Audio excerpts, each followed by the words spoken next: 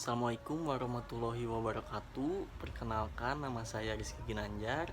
Saya mahasiswa STI STM di Bandung akan memaparkan tugas analisis laporan keuangan, yaitu analisis laporan PD onde ketawa itu usaha. Puji dan syukur kami panjatkan kehadirat Allah Subhanahu wa Ta'ala. Atas izinnya kami dapat menyelesaikan laporan analisis keuangan dengan berbentuk makalah. Salawat dan salam kami haturkan kepada baginda Rasulullah SAW, tauladan bagi umatnya, sampai laporan ini disusun sebagai bentuk karya berupa makalah sebagai pengganti UAS. Bisnis makanan tradisional ini merupakan salah satu bisnis yang dewasa, berkembang pesat dan memiliki potensi berkembang yang cukup besar. Sudah banyak pelaku yang meraup keuntungan dari usaha makanan tradisional ini. Namun, tidak sedikit pula pelaku usaha kuliner yang gulung tikar alias bangkrut. Karena strategi pemasaran di bidang ini, keberhasilan sebuah bisnis makanan tradisional dalam memenangkan persaingan ditentukan oleh hubungan baik akan tercipta bila sebuah bisnis kuliner mampu memberikan kepuasan baik pada konsumen maupun pada pelanggan. Salah satu yang dilakukan oleh sebuah bisnis kuliner untuk memberikan kepuasan bagi pelanggannya adalah dengan produk yang higienis dan berkualitas serta kualitas pelayanan yang baik. Begitu ruang lingkup pada laporan ini diantaranya adalah sebagai berikut. Yang pertama, pada rencana pemasaran akan dijabarkan tentang bauran pemasaran, STP, dan parameter kelayakan pemasaran. Pada rencana teknis operasi akan dijabarkan deskripsi produk, desain produk bisnis, dan parameter kelayakan rencana operasi. Yang ketiga, yaitu pada perencanaan pemasaran akan dijabarkan tentang modal investasi, modal kerja operasi, dan laporan keuangan. Rencana pemasaran dapat didefinisikan sebagai kegiatan memasarkan barang atau jasa. Memasarkan dalam hal ini tidak hanya berarti menawarkan atau menjual barang. Siapa menyimpan dan mengikuti sebuah kegiatan tersebut dikenal sebagai fungsi-fungsi pemasaran. Strategi produk dalam hal ini adalah menetapkan cara dan penyediaan produk yang tepat bagi pasar yang dituju, sehingga dapat meningkatkan keuntungan perusahaan dalam jangka panjang melalui peningkatan mencakup keputusan tentang bauran produk atau produk mix, merek dagang atau brand, cara pembungkusan kemasan produk atau packing, tingkat mutu atau kualitas dari produk, dan pelayanan bagi strategi juga. Harga merupakan salah satunya unsur marketing mix yang menghasilkan penerimaan penjualan, sedangkan unsur lainnya hanya unsur biasa saja. Peran harga yang sangat penting, terutama menjaga dan meningkatkan posisi perusahaan di pasar yang tercermin dalam share pasar perusahaan, di samping untuk meningkatkan penjualan dan keuntungan perusahaan. Dengan kata lain, penetapan harga mempengaruhi kemampuan bersaing perusahaan dan kemampuan perusahaan mempengaruhi konsumen. Strategi penyaluran atau distribusi. Penyaluran merupakan kegiatan penyampaian produk sampai ke tangan si pemakai atau konsumen pada waktu yang tepat. Kebijakan penyaluran merupakan salah satu kebijakan pemasaran terpadu yang mencakup penentuan saluran pemasaran atau marketing channels yang distribusi fisik. Distribusi mencakup aktivitas yang dilakukan oleh onde ini memproduksi agar tidak diperoleh dan tidak tersedia pelanggan atau saran. Strategi promosi. Perusahaan harus berusaha mempengaruhi para konsumen untuk menciptakan permintaan atas produk itu, kemudian dipelihara dan dikembangkan melalui kegiatan promosi yang merupakan salah satu dari acuan atau bauran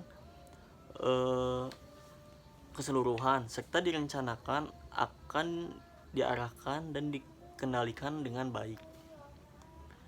Promosi online. Untuk promosi online memanfaatkan media sosial seperti Instagram, Facebook, WhatsApp, dan Shopee.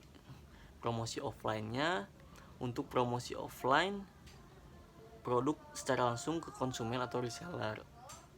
Segmentasi pasar. Segmen pasar artinya membagi pasar menjadi beberapa kelompok pembeli yang berbeda yang mungkin memerlukan produk atau marketing mix yang berbeda pula. Segmen pasar perlu dilakukan mengingat di dalam suatu pasar terdapat banyak pembeli yang berbeda keinginan dan kebutuhan.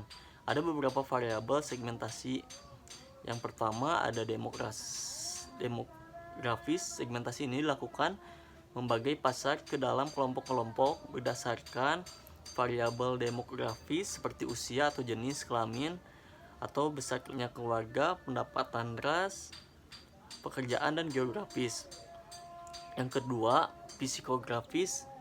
Segmentasi ini dilakukan dengan membagi pasar ke dalam kelompok-kelompok yang berlainan menurut kelas atau sosial, gaya hidup, kepribadian, dan lain-lain.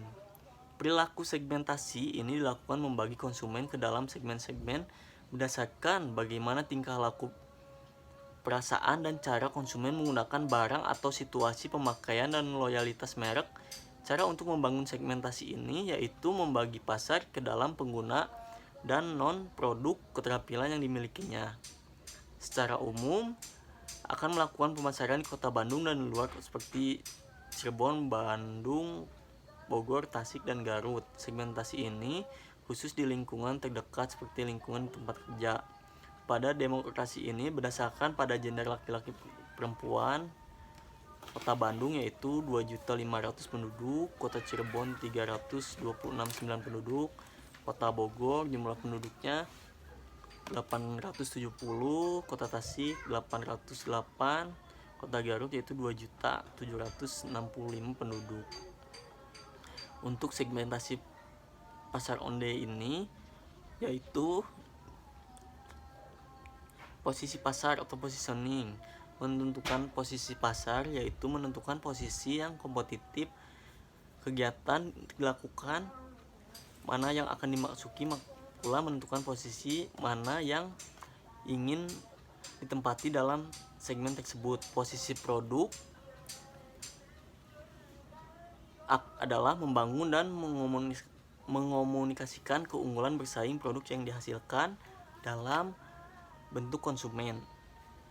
Strategi penentuan posisi pasar terdiri dari atas dasar atribut, yang kedua kesempatan penggunaan, yang ketiga menurut kelas atau penggunaan, yang keempat langsung menghadapi persaingan, yang keenam kelas produk.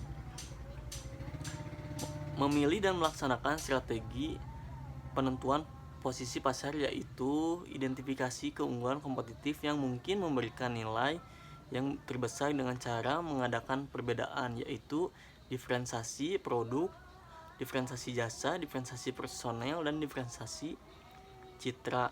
Perbedaan dipromosikan dan perbedaan mana yang dipromosikan. Mewujudkan dan mengomunikasikan posisi dipilih. Terus pasar sasaran.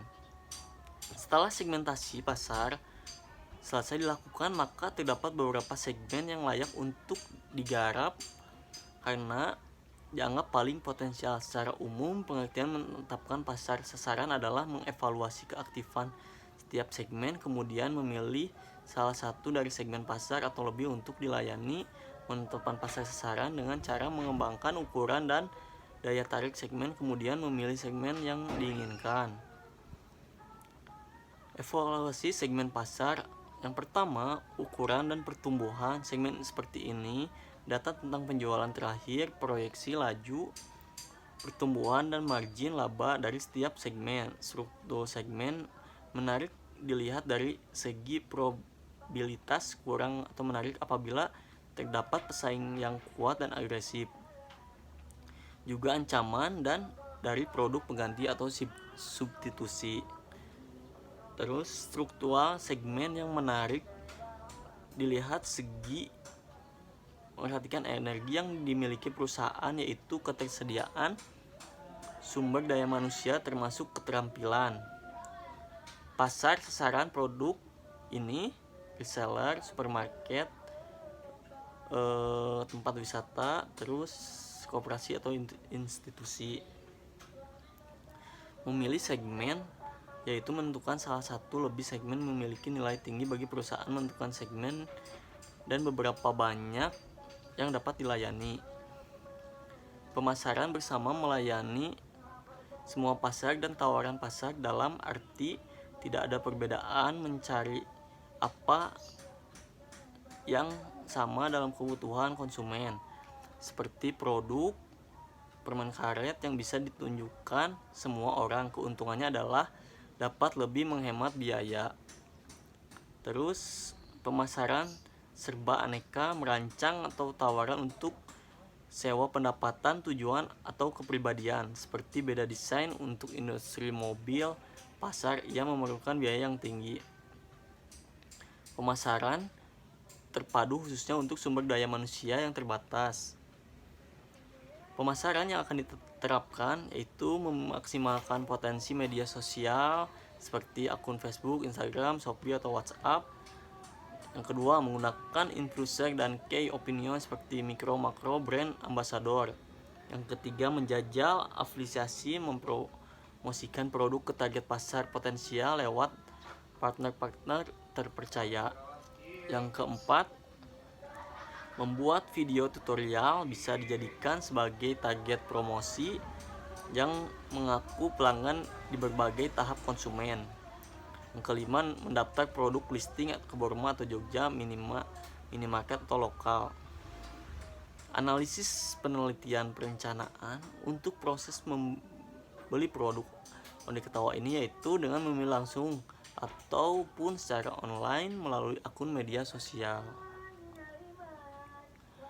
Analisis SWOT di pemasaran ini yaitu kekuatannya sudah memiliki logo yang menjadi ciri khas dengan produk lain. Yang kedua, memiliki akun media sosial seperti Facebook, Instagram, Shopee, atau memiliki rasa yang berbeda dengan orang yang lain. Onde yang lain variannya ada original dan bisa dimix. Kelemahannya, label logo mudah dicabut, bisa diganti dengan logo lain. Yang kedua, belum masuk ke toko modern. Yang ketiga, belum masuk ke Borma atau Jogja. Faktor eksternalnya yaitu peluangnya sudah bekerja sama dengan minimarket lokal. Yang kedua, memiliki 20 orang reseller. Yang ketiga, membantu memperkerjakan mahasiswa. Ancamannya sudah banyak usaha yang sejenis atau produk mudah ditiru. Rencana operasi Onde Ketawa ini yang merupakan yang berfokus pada pembuatan atau produksi onde ini dengan beberapa varian, menyediakan untuk disampaikan ke reseller dan menerima pesanan acara-acara atau event. Meski produksi rumahan, tapi kualitas Onde Ketawa berani bersaing. Usaha desain dan desain proses bisnis. Usaha ini didirikan oleh saya sendiri, yaitu untuk menemukan alasan usaha ini karena ini mempunyai penghasilan tambahan yang menjadi ciri khas Onde Ketawa ini dari kerenyahan dan berbentuk dan berbeda sama yang lain. Penjualan onde ini juga diproduksi sesuai permintaan konsumen. Jadi terkadang Bapak memproduksi Onde Ketawa sesuai permintaan dari konsumen seperti WhatsApp, Instagram, atau Shopee. Analisis penilaian rencana operasi penjualan Onde Ketawa ini sudah menggunakan strategi pemasaran yang sederhana,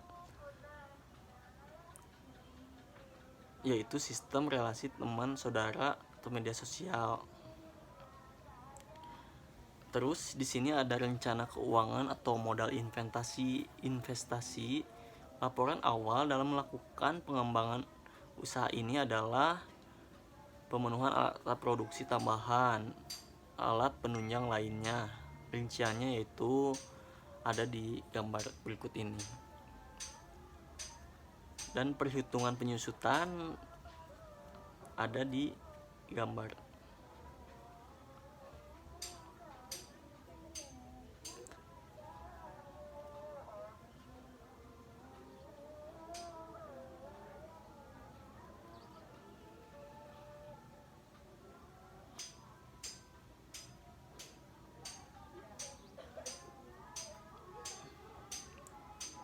Terus untuk segmentasi pasar, menentukan posisi pasar yaitu menentukan posisi kompetitif untuk produk atau pasar. Kegiatan ini dilakukan setelah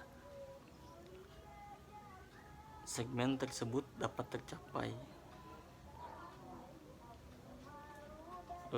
Modal investasi di sini laporan awal dan melakukan pengembangan usaha ini adalah pemenuhan alat-alat produksi tambahan dan alat penunjang lainnya dengan rincian sebagai berikut. Perhitungan penyusutan yaitu total penyusutan di sini di angka 14.130. Beban penyusutan aset produksi yaitu 1.116.000. Beban penyusutan aset non produksi 13.041.000. Estimasi beban penyusutan dengan estimasi akumulasi penyusutan yaitu ada di slide. Laporan keuangan harga produksi yaitu mencapai harga pokok produksi 100.055.500. Tahapan yang kedua 1.700.000. Tahapan yang ketiga 3.800.000. Tahapan yang keempat yaitu 2.690.000. Laporan harga pokok penjualan yaitu persediaan awal barang jadi, harga pokok produksi, terus barang jadi siap dijual, terus persediaan akhir barang jadi, terus harga pokok penjualan, harga pokok penjualan per unit, harga jual, terus laba atau ruginya ada di slide. Laporan arus kasnya yaitu aktivitas operasi, pengembalian kas, penambahan kas, laba bersih, pengurangan kas, penyusutan kas bersih, dan aktivasi operasi dan aktivasi investasi, penjualan aset, penjualan kas bersih, dan aktivasi investasi. Aktivasi pendanaan yaitu penambahan pinjaman bank, terus pengurangan prive, kas bersih, dan aktivasi pendanaan. Dan kenaikan bersih dalam kas yaitu total kas akhir 2.490.000. Posisi laporan keuangan yaitu ada aset lancar, kas, total aset lancar, terus aset tetap, akumulasi penyusutan aset, total aset tetap. Terus ada liabilitas dan ekuitas.